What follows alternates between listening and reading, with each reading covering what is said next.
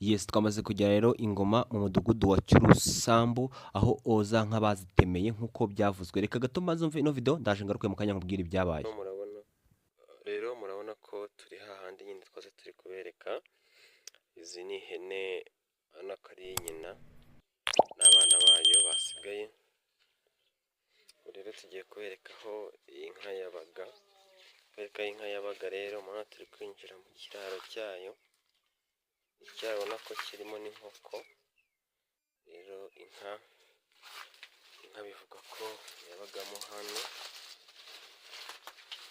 Inka yabagamo hano nk'uko muri kubibona. Niho yararaga. Urabona ko igisenge cyiza yabagamo.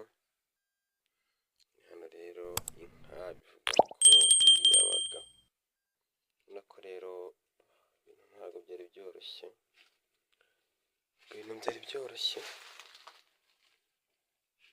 Ahangaha yabaga rero murabona ko ikiraro murakibona rwose.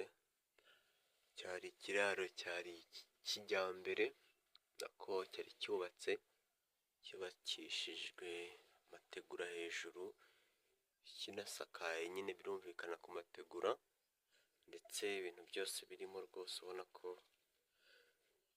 nta kibazo na kimwe cyari gihari. Aha rero ubwo muri kubona niho yabaga, yasohokeraga ahangaha rero ihita yerekeza hanze, igahita imanukira hano, niho yerekezaga rero. Nuko nguko byagenze. Ubwo rero ni agahinda abaturage benshi bafite. Abaturage bafite agahinda kenshi cyane rwose. Rero tukiri aho ngaho, ntabwo ari hano byarangiriye gusa, kuko abamaze gukora ano mabara bose ubu tuvugana bamaze nakorekaneke kubikubwira gutyo mbica ku ruhande, ahubwo reka noneho unyemerere nkusomere ibyo polisi y'u Rwanda ihise itangaza aka kanya. Yes, nongeye kubaha ikaze mwe rero tubana umunsi ku wundi, babwira ntimukomeze mugire ibihe byiza cyane. Rero ni inkuru yari ivuzwe mu minsi ibiri ishize, cyangwa se ibyo twakwita umunsi umwe ushize. Hano rero twari twageze mu rugo n'ubundi rw'aho byose byabereye, ari naho mu ifamu nyine. Rero mbere y'uko ngira icyo mvuga, reka turebere hamwe ubundi byagenze gute, byabereye hehe, byakozwe nande, ese polisi y'igihugu yatangaje iki? Dore ko ibyo polisi yanatangaje ari nabyo abaturage benshi batangiye kugenda bagarukaho, bigaragara ko ari ubugome ndetse n'ubugambanyi uyu muturage yakorewe, aho abantu benshi bavuze bati rero ibingibi nibitagira isura bifata cyangwa se ngo hagire igikorwa ntago bizagenda neza. Reka rero turebe uko byagenze, murabona ko ndi kugenda mbereka nyine uko hari hameze nuko byagiye bigenda. Rero aha turi ni mu Karere ka Ngoma, umurenge wa Jarama, mu kagari ka Kigoma, ho mu mudugudu wa Cyurusambu. Rero ibingibi byabaye mu ijoro ryo kuwa 25 rishyira ijoro rya 26 Gashyantare umwaka w'ibihumbi 2025. Ni zimwe mu nkuru rero zavuzwe cyane, abantu benshi bagenda bazigarukaho, ariko uyu munsi ugiye kumva ubwiru ndetse n'ubwintu utigeze umenya kuri iyi nkuru, nk'uko mubona ko nyine natwe twamaze kuba twahigerera kugira ngo tubabwire inkuru, tubabwire idonido, tubabwire akantu ku kandi uko byagenze ndetse n'uko magingo aya ngaya bihagaze. Nibyo rero ngira ngo turebere hamwe.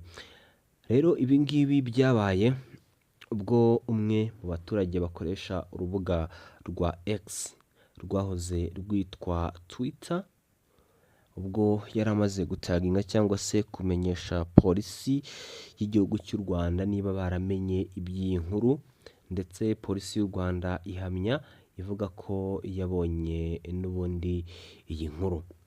Iyi nkuru rero ubundi yari iteye ite? Ni inkuru polisi y'u Rwanda yatangaje ko yari yamaze guta muri yombi abantu batatu bakekwaho kwirara mu ifamu y'umuturage bagatema inka zigera muri 6, zimwe zirapfa izindi bazica amaguru barayatwara. Murumva ko ni ubugome bukabije cyane, ni ubugome abantu batigeze bishimira.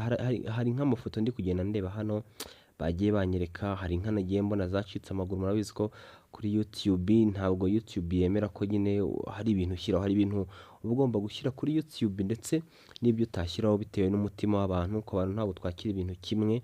Hari umuntu uhita ugira ubwoba agahita nyine ugasanga arahungabanye. Rero ni nayo mpamvu hari video bitari ngombwa ko turi buze kuza gushyira hano ku rubuga hano kuri YouTube. Rero YouTube hari ibyo itemera, niyo mpamvu rero tugomba kubiganiraho, ariko nanjye nkakomeza nkutembereza n'ubundi muri iyo famu. Ubwo rero mu gihe hari ibyo YouTube itemera, ngomba kugira ibindi ngomba nanjye kuba nakwereka kandi yemera ko byemewe kuba wabyerekana. Rero uyu ni umwe mu baturage bivuga yuko rwose bari batunze ubushyo bw'inka bwinshi cyane, by'umwihariko muri kano gace ka Ngoma. Kano gace ka Ngoma rero ntabwo ari ubwa mbere inkuru nk'izi zihabaye, ariko ntabwo ari cyane nko mu karere. Ubundi akarere ka Ruhango niko gakunda kuberamo aya mabara. Akarere ka Ruhango niko gakunda kuberamo aya mabara, ndetse n'akarere ka Rubavu ku mutwe wa size uhekuye unakoze nyine ubwo jenoside mu gihugu cy'u Rwanda mu 1994, ari wo FDLR, ubwo wageragezaga kwigaba n'ubundi muri Rubavu, ukagerageza kwica abantu, ugatangira no gushimuta inka, bagakora ibikorwa nk'ibi ngibi. Ariko ntabwo biherutse kuko leta y'u Rwanda yamaze n'ubundi kuba yatangira gukaza umutekano. Rero ibi bintu niho byari bimenyerewe cyane. Rero kano mu gace ka Ngoma n'abaturage nibyo bagarukaga bavuga bati ubundi ibintu ntabwo twebwe twari tubimenyereye. Bati twumvaga ari ibintu bisanzwe biri aho ngaho bivugwa gutyo gusa, atariko ntabwo twe tumenyereye ko umuntu yakifata akaza agahohotera itungo gutyo bigeze aho ngaho. Rero ari nabyo abantu benshi bavuze bati nyamara bino bintu bisa nkaho bitashimishije abantu benshi cyane, aho abantu bavugaga bati rero hakwiriye kugira igikorwa, ababikoze bakabiryozwa. Ikindi kandi polisi niba yamaze kwemeza yuko rero bamwe mu bantu bagera muri 3 bamaze gutabwa muri yombi. Iyi ni inkuru nziza, ni inkuru rero dukesha Isibo TV Radio. Yes, ni inkuru dukesha Isibo TV Radio, ari nayo nyine iyi nkuru twayikuyeho, bituma tugerageza gutemberera muri kano gace kugira ngo turebere hamwe uko bimeze ndetse nuko byagenze. Rero abantu benshi bakavuga bati nyamara ibi bintu byakabaye kuba byafata indi ntera, ndetse kandi bano bantu bagahanwa ku buryo bw'intangarugero, uburyo bukomeye cyane. Yes, rero tuvuye n'ubundi muri ako karere ka Ngoma, reka nkubwire ko nkufitiye inkuru nziza cyane ugomba gutega amatwi kandi ikaba yakugirira akamaro. Reka bunyemere rero ino nkuru nayo nyikumvishe nyuma y'ibi ngibi bimaze kuba. Ni inkuru nziza, nzi neza ko ishobora kuba yakuvana ku rwego rumwe ndetse ikakugeza ku rundi rwego. Twagiye, reka tuyumve uko imeze. Ngaho da, aya makuru ntabwo wigeze uyamenya se? Reka nkubwire ko ubu tuvugana umukino bita Let's Game wamaze guca agahigo mu gihugu cy'u Rwanda kurusha iyindi mikino yose. Bimeze bite rero?